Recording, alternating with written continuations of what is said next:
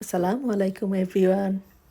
শীতকালে হাঁস খাওয়ার প্রচলন বেশি থাকলেও সারা বছরই কম বেশি খাওয়া হয়ে থাকে। ঘরে থাকা উপকরণ দিয়ে এই হাঁসের মাংস ভুনা এতটাই মজা হয়েছিল যে শেয়ার না করে পারলাম না। হাঁসের মাংসটাই এই প্রসেসে রান্না করলে যারা পছন্দ করেন তাদের কাছে তো ভালো লাগবেই, আর যারা পছন্দ করেন না তারাও খাবেন চেটেপুটে। হাঁসের মাংস ভুনা রুটি, পরোটা, ছিটা রুটি, চালের রুটি, সাদা ভাত, খিচুড়ি যে কোনো কিছুর সাথে অনেক মজা লাগে। তবে আজকে আমি সার্ভ করেছি চালের রুটি ও সাদা ভাতের সাথে। হাঁস রান্নার জন্য আমি এখানে পুরা একটা হাঁস নিয়েছি। হাঁসটাকে চামড়া সহই রান্না করব। আমার হাঁসটাতে কোনো লোম ছিল না। যদি আপনাদের হাঁসে লোম থাকে তাহলে আলতোভাবে পুড়িয়ে নেবেন। আমি হাঁসটাকে মাঝারি টুকরা করে কেটে নিয়েছি। আপনি চাইলে বড় বা ছোট আপনার পছন্দ মতো কেটে নিতে পারেন। এবার চলে যাব রান্নার প্রসেসে। প্রথমেই একটি প্যানে আধা কাপ রেগুলার রান্নার তেল দিয়ে দেব। এই রান্না আপনি সরিষার তেল দিয়েও করতে পারেন। খুব বেশি তেল নেব না, কারণ হাঁস থেকেও তেল বের হবে, যেহেতু হাঁসটা আমরা চামড়া ও চর্বি সহ রান্না করব। তেলটা হালকা গরম হয়ে এলে কিছু গরম মশলা দিয়ে দেব, যার মধ্যে রয়েছে এলাচি, দারচিনি, লং এবং তেজপাতা। 2-1 মিনিট নাড়াচাড়া করে দিয়ে দিব পেঁয়াজ কুচি, প্রায় 2 কাপ।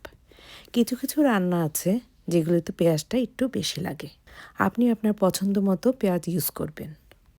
নাড়াচাড়া করার এক পর্যায়ে যখন দেখব পেঁয়াজগুলি হালকা ব্রাউন হয়ে এসেছে, তখন দিয়ে দিব 2 টেবিল স্পুন লাল মরিচের গুঁড়া। আপনি আপনার পছন্দ অনুযায়ী লাল মরিচের গুঁড়া ইউজ করবেন। মরিচটা তেলের মধ্যে একটু ভেজে নিলে খুব সুন্দর একটা কালার আসবে। মরিচটা যাতে পুড়ে না যায় সেই জন্য সামান্য একটু পানি দিয়ে দিব। যখনই দেখব মরিচটা একটু কষানো হয়ে আসছে, সেই পর্যায়ে দিয়ে দিব 2 টেবিল স্পুন আদা বাটা এবং 2 টেবিল স্পুন রসুন বাটা। আবারও 2-1 মিনিট ভেজে নিব। এই পর্যায়ে দিয়ে দিব হলুদ গুঁড়া 1 টেবিল স্পুন, জিরা গুঁড়া দিয়ে দিব 1 টেবিল স্পুন এবং ধনিয়া গুঁড়া দিয়ে দিব তাও 1 টিস্পুন।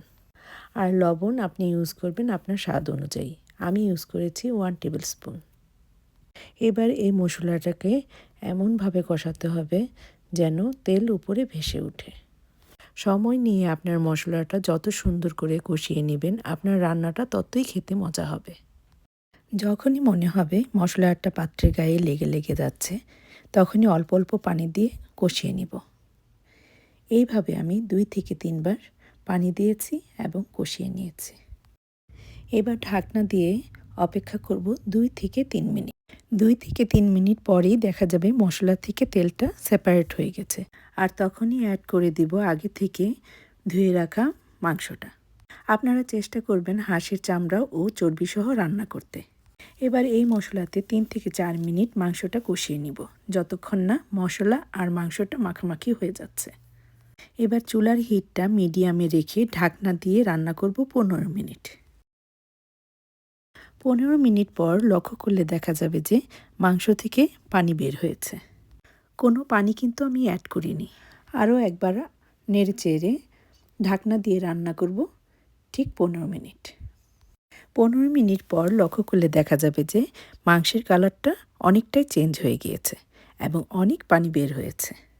আর এই পানিতেই প্রায় 80% মাংসটা সিদ্ধ হয়ে যাবে। আবারও ঢাকনা দিয়ে অপেক্ষা করব 15 থেকে 20 মিনিট। আর এই 15-20 মিনিটের মধ্যে আমি 2-3 বার নেড়ে দিয়েছি।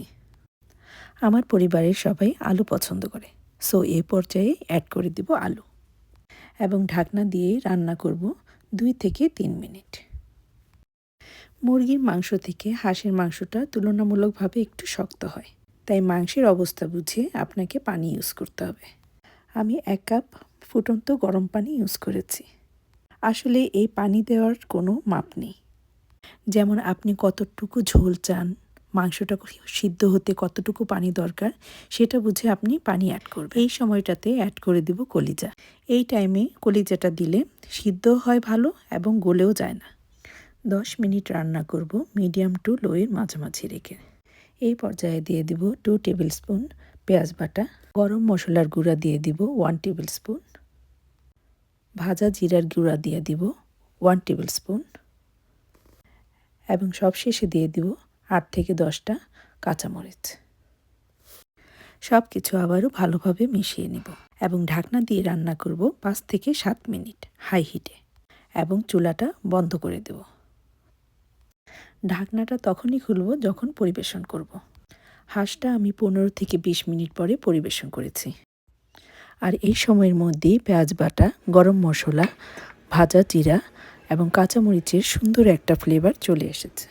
এই প্রসেসে রান্না করলে হাঁসের মাংসের কালারটা তো অসাধারণ হয়ে থাকে এবং খেতেও ভীষণ মজার হয়। রান্না করুন এবং পরিবারের সাথে শেয়ার করুন। আল্লাহ হাফেজ।